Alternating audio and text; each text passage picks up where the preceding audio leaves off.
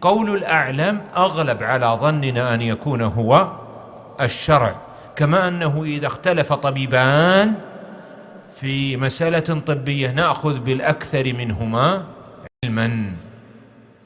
Sheikh said, in order to make the tarjih, to weigh up the positions of the ulama who are mu'tabirin, and to see whose statement should be followed and taken and which one is weightiest, there are three characteristics, three sifat. The first one is knowledge. Which one of them has the most knowledge? This is one of the ways you can weigh it up. If you look at the situation, you'll find usually the person who has the most knowledge, more times than not likely is going to be closest to the haqq. Because the sharia of Allah, the deen of Allah is one. The truth in it, the haqq is one. So when you have two scholars, for an example, having ikhtilaf in an issue, one of them is right and one of them is wrong. Must be. So usually the one with the most knowledge, not always, but usually he's going to be more apt, more prone to getting it right. That's one of the ways you make tarjih. Like the medical doctor. If two doctors have an issue of different opinions in a medical issue, one has more knowledge than the other one. The one who has more knowledge usually is going to be right. الطريقة الثانية بالأكثرية، أو الطريقة الثانية بحسب الورع. فإذا لم نتمكن من التمييز بين العالمين والترجيح بينهما بحسب العلم انتقلنا إلى الورع، فإن الأكثر ورعا والأكثر تقوى أقرب لأن يوفق للصواب، لأن الله عز وجل يقول ذلك الكتاب لا ريب فيه هدى للمتقين. فكلما كان الإنسان أكثر تقوى كلما وفق إلى الصواب والحق. قال تعالى يا أيها الذين آمنوا إن تتقوا الله يجعل لكم فرقانا، أي قدرة تميزون بها بين الحق والباطل متى اتقيتم الله.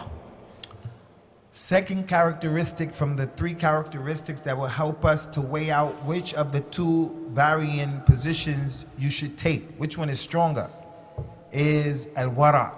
And you can describe or translate wara as being aware, a form of taqwa, being aware. So whichever scholar is known for his wara, his awareness, his taqwa, then when you don't have the ability to go and deal with the first issue, which one has the most knowledge? You don't know. So you look, which one has the most wara? The one who is most careful, the one who has the most taqwa. Then you look at this, because the person with al-wara, this awareness, this concern, he's going to be more apt to take a position that's correct due to his wara, due to his taqwa. Allah Ta'ala said in the Quran, about the Quran, that is the book. This is the book in which there is no doubt. It is a guidance for the muttaqeen. So the scholar who has wara, he has taqwa, like the Quran says, so he gets guided to the huda, to the guidance.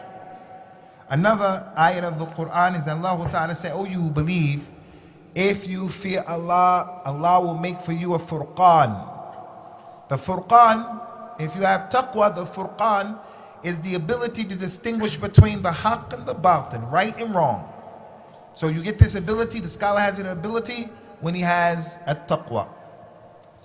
الطريقة الثالثة إذا لم نعرف الترجيح بينهما بحسب العلم والورع بحسب الأكثرية، فنسأل ننظر الأكثر من العلماء ماذا يقولون، فقول الأكثر من العلماء يدل أو يغلب على الظن أن قولهم هو شرع الله جل وعلا.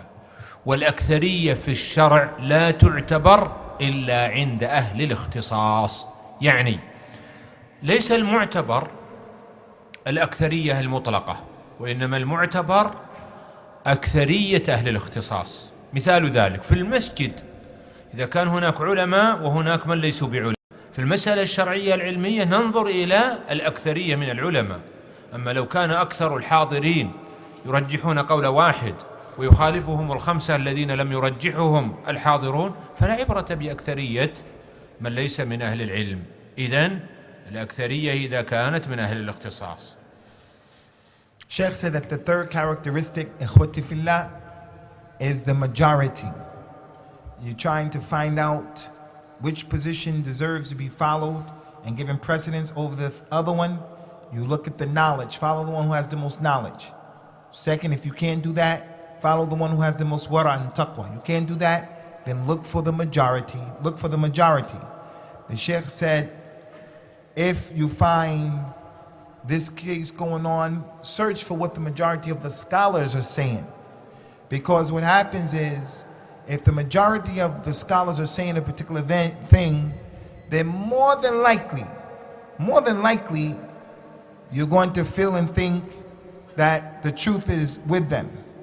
But the Sheikh made a point and he emphasized, he said that there's no ibrah for the majority. There's no consideration for the majority just like that, just because they're majority. No, they have to be the qualified, competent people who constitute the majority. Not just the majority of the people, not that majority, but the people who are the people of al-ikhtisas. They're the people for the job, like the ulama. If you come to this masjid, he said if you come to this masjid, and we have scholars in this masjid, and the majority of the scholars, they take a position because they're scholars, they're ahlul ikhtisas, so that majority means something. But if you come to the place and they're just regular people, a lot of regular people, and they are the majority, and then you have 5 people over there who know what they're doing, the people of ikhtisas, that majority doesn't have a precedence over those people.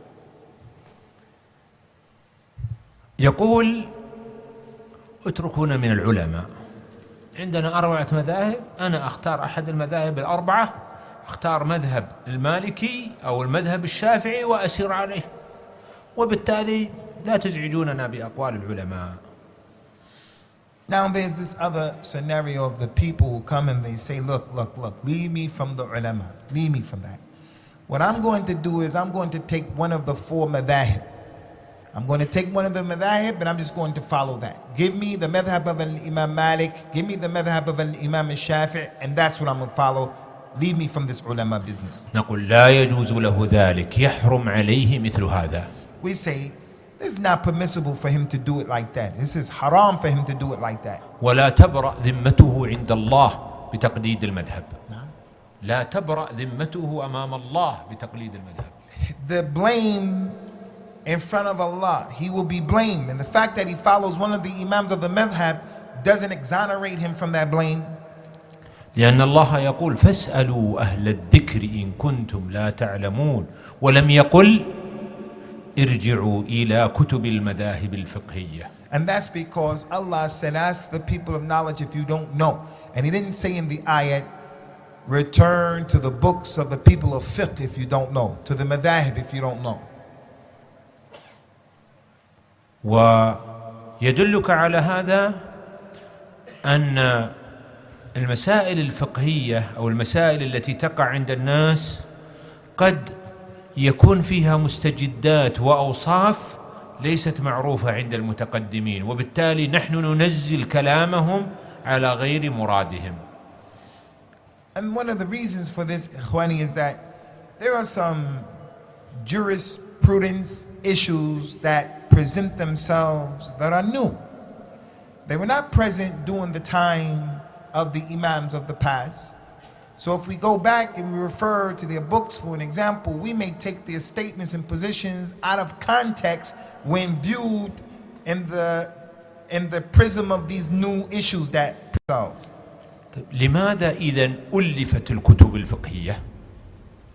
Then why were the fiqh books written in the first place? Why then, if that's the case? الجواب أن العلماء ألفوا هذه الكتب لتكون مدارس يتعلم الإنسان منها طرائق الاجتهاد، فينتقل من التقليد إلى الاجتهاد بعد تعلمه لهذه الكتب. فهذه طرائق للتعلم والدراسة، وليست من أجل أن يؤخذ منها الفتوى أو أن يعمل بها.